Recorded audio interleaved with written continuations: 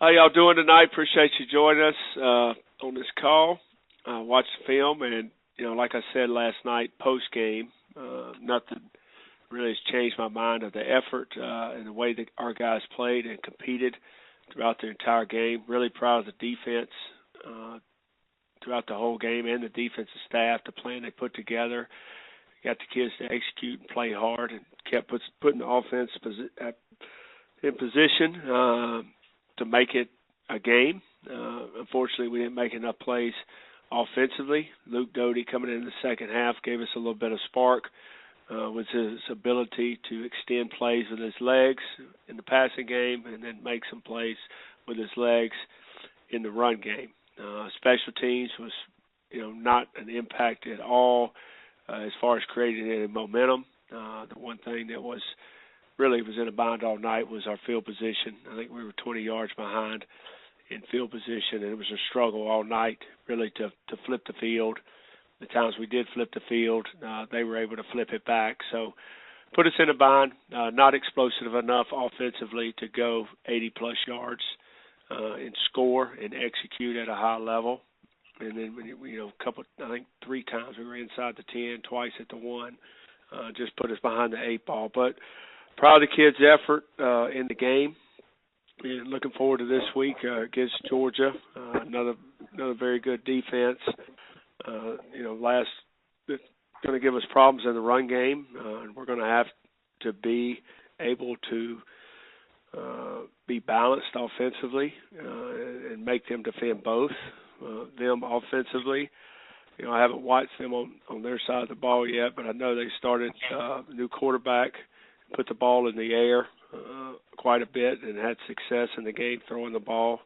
I do know going against that defense at Washington State, it's caused us some problems running the ball. I think he was from San Diego State, and I went against him the last 5 years. It's a little bit unorthodox. It can cause some problems. And sometimes your best way to attack it is through the air. But obviously JT can throw the ball, and, getting Pickens back obviously helped. And then number 7, I believe his last name is Burton. Been impressed with him all year. So big challenge for us. The main thing for us, again, is staying together and playing for us and finishing out this season the right way. Last game at home this year at Williams-Brice for these seniors, and want to prepare really hard, give them the best opportunity to go out and play well against a very good opponent. And I'll open it up for questions. Hey, Mike, this is David Cloninger with the Post and Courier here. Thanks for joining us tonight. Is there an update on Shy and DeCarry and Joyner? Both. Shy, yes, we had an injury report. Shy will be in the concussion protocol, so he'll have to get through that to have a chance. And then DeCarry was listed at questionable at the staff meeting.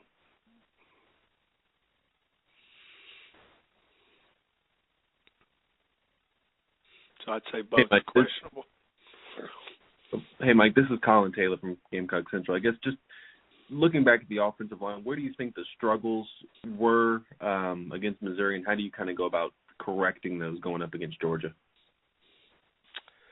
I would say the number one thing is we didn't do a very good job in pass protection when we did drop back and throw the ball, and that had a lot to do with not necessarily getting beat, but assignment-wise, we missed some assignments and turned some guys loose, which caused some sacks in the ball game, a couple with Colin and one I can think of with Luke. And then in the run game, we didn't do a good job of getting to number 32. And I think I mentioned it last week. They do a good job of protecting him.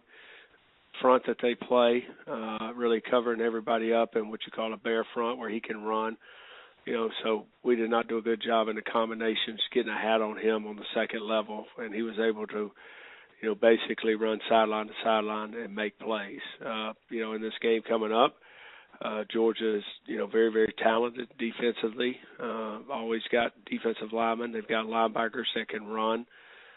So we're going to have to do a good job with assignments and handling the down guys, and then being able to get, to the backers. But 32, I knew was going in the game. It was a very, very good player. We knew he was a very good player, and we just didn't do a good job of executing our plan. And hats off to him. He's one better linebackers that we've gone against this year that I've seen. And like I said earlier in the week, I think he's one of the better in the country. He's just got really good instincts, plays extremely hard.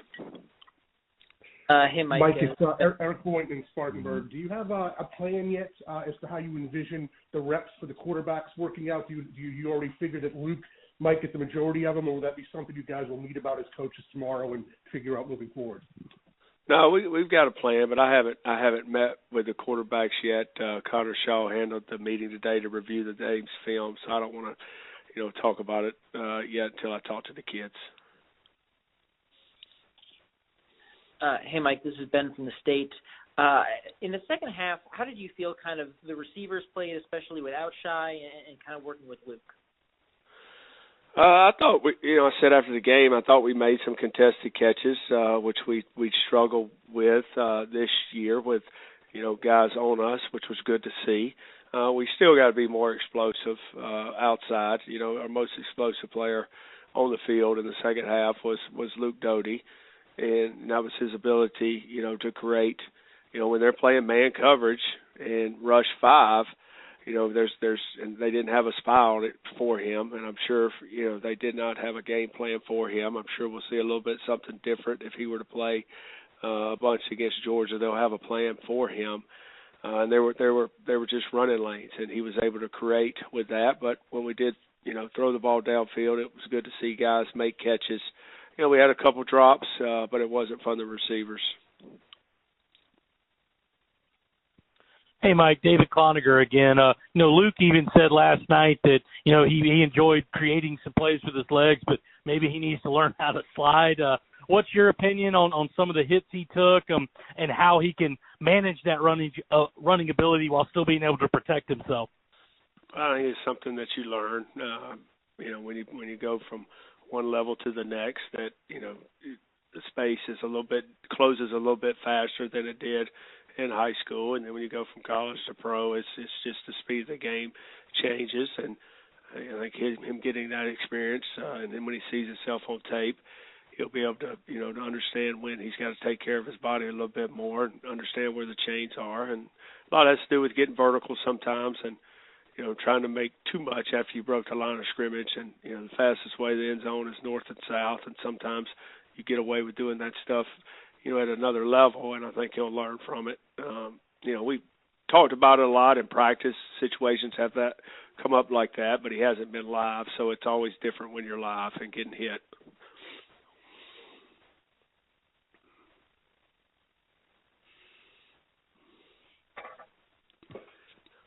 Hey, Mike, this is Colin again. I guess if Shy is not able to go this week, how do you kind of compensate for that? Do you just run a little bit more 12 personnel, or kind of what's the plan if he's not able to go?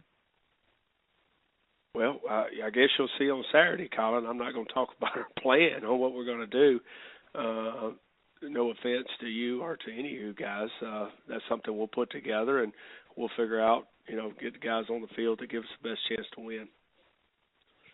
Mike, you mentioned Eric again in Spartanburg. You mentioned Shy and also Joyner. How about an update on Xavier? Do you expect to have him back? No, I do not. He's out. He's been out basically in and out the whole year, but he's been out the last 3 weeks, even though he's traveled the previous 2. But he's out right now. I don't see him coming back this year.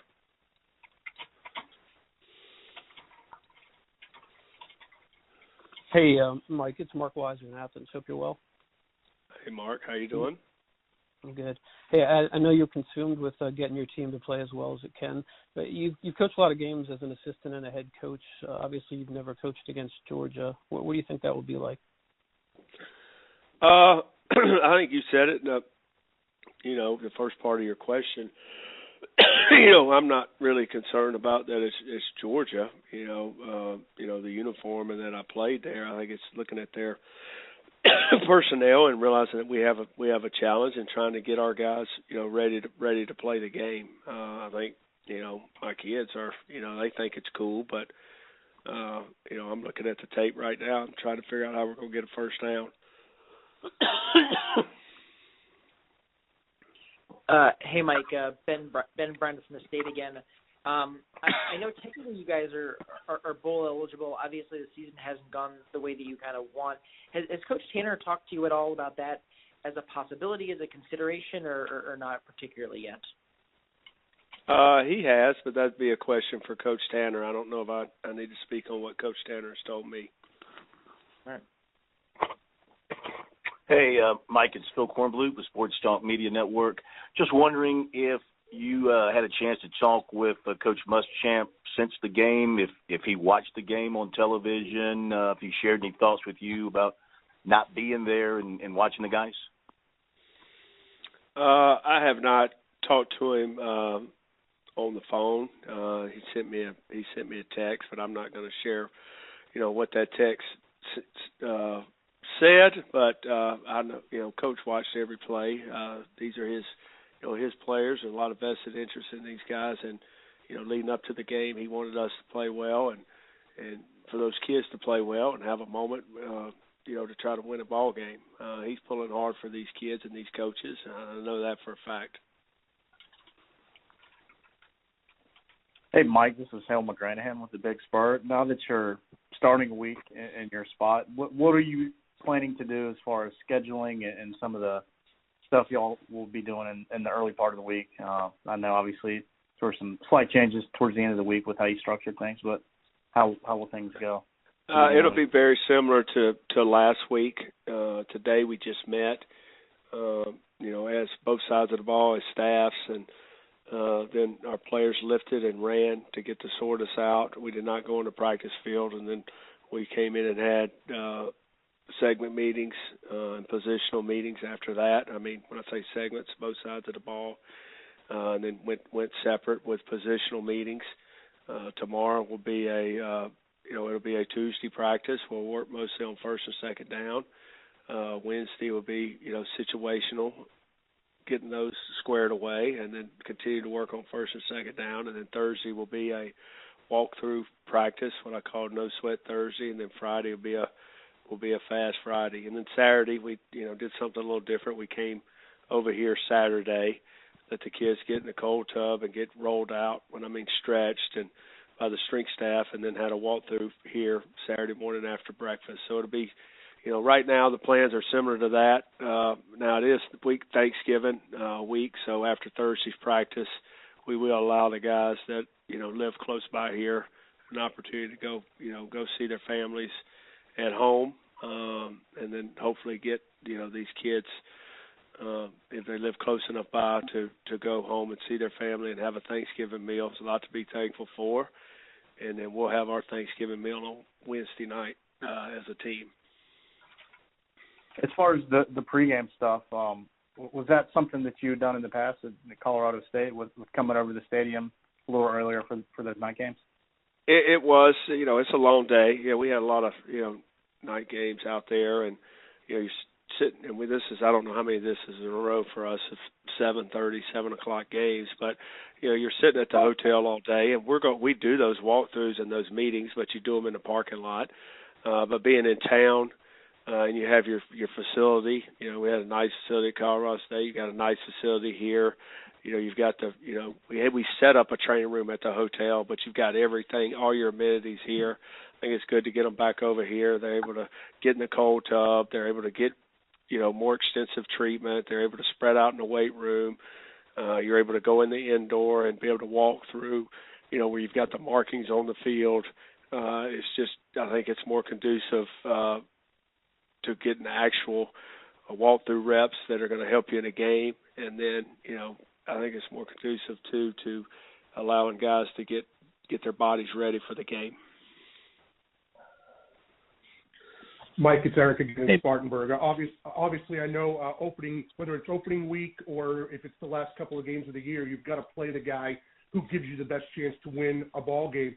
But is there any emotional component at all when you've been around and have a relationship with a guy like Colin Hill? Is there any kind of extra emotional part that comes into that decision as far as sitting a guy like that down, especially knowing what he's been through to get back on the field? There's emotional connection to all your guys, but I've always told all the players that I've coached over the years, whether I was coaching a position at quarterback or when I coach running backs or when I've been a head coach, is that, I owe it to everybody on the team that the best guy plays. It's anything personal. Whether you play or you don't play, the best guy's going to play. You owe it to everybody on the team, everybody, all these coaches, all the coaches' families. You owe it to all the fans. The best guy's going to play, and that's the way it always has been for me. I try to take emotion out of it. You always try to be transparent and honest with the kids, where they stand and what they got to do to perform, and that's how I've always been and I always continue to be. You want every guy that you coach to have success. You want them to go out, and when you put them on the field, you've given them the tools to be successful, and you want them to go out there and have success. And it always doesn't, it doesn't always work that way. And it's tough when a guy, doesn't have the success that he wants or you want at any position. The thing about quarterbacks tougher than all the others is because that's really the only time they get on the field. Is they can't get on the field in a special team. It's hard to roll them in and out. It's just a different position, and that's the nature of that position. Mike, David Cloninger again. How about Keir Thomas? I think he might have had a soft tissue issue last night. Is he okay for this week? Yeah, he's questionable as well. Hey, Mike, it's Colin. I guess with guys being able to go home Thursday for Thanksgiving, do you guys change up any of your COVID testing this week, or is it still going to be, I guess, Sunday and then Tuesday and Thursday? It'll be Sunday, Tuesday, Thursday. We'll just talk to them about doing the right things as far as social distancing and wearing their masks, similar to what we did in the off week when, Coach allowed them, to go home and they had a couple of days off. And our guys did a nice job then, and I expect them to be mature and continue to do the right things. Knock on wood, we haven't had, a ton of, as far as our team, as positive tests. And, you got to be mature about it when we give them, that afternoon off and not come back to the next afternoon. It'll probably be about 24 hours where they're allowed to, to drive home if they live close enough. So just talk to them about doing the right things and keeping safe distances and wearing a mask and, watch who they come in contact with.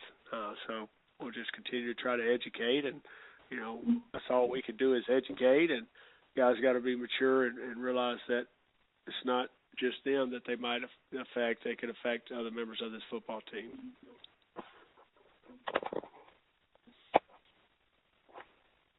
Hey, Mike, I got one more non-team related question. I want to ask you about your relationship with Kirby, how it's changed as the years have gone on in your coaching careers, and how it changed maybe when you returned to the SEC. Do you all talk about common opponents during the season, or do your families get together in off-season still and that kind of thing? Well, it was tough to get together. We had planned to get together this off season, but when I moved back to the South, but obviously this year has been tough for anybody to travel and do anything to see anybody outside of your immediate family with the pandemic.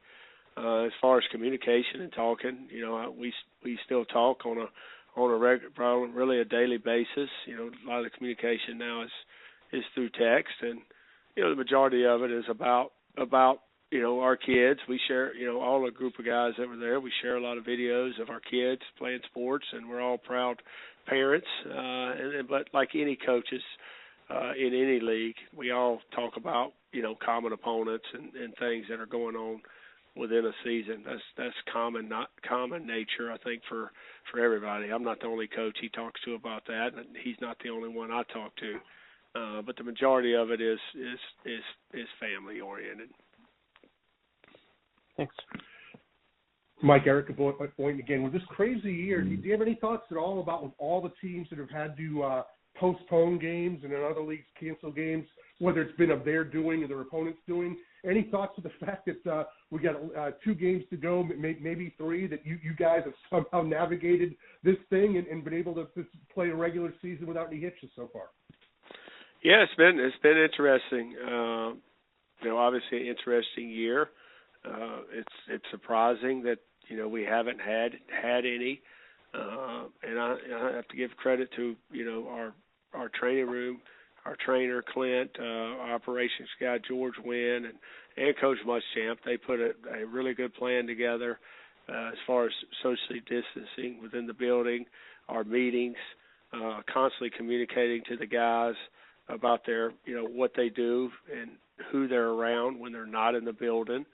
And it's a daily reminder, daily communication, just like you would do with your own children, when they leave the house at a time like this. And I think that shows a lot of maturity to these guys, that they've done the right thing, and hopefully we'll continue to do that.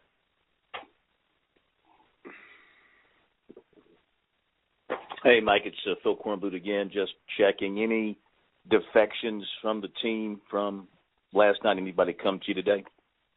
No, sir. Thank you.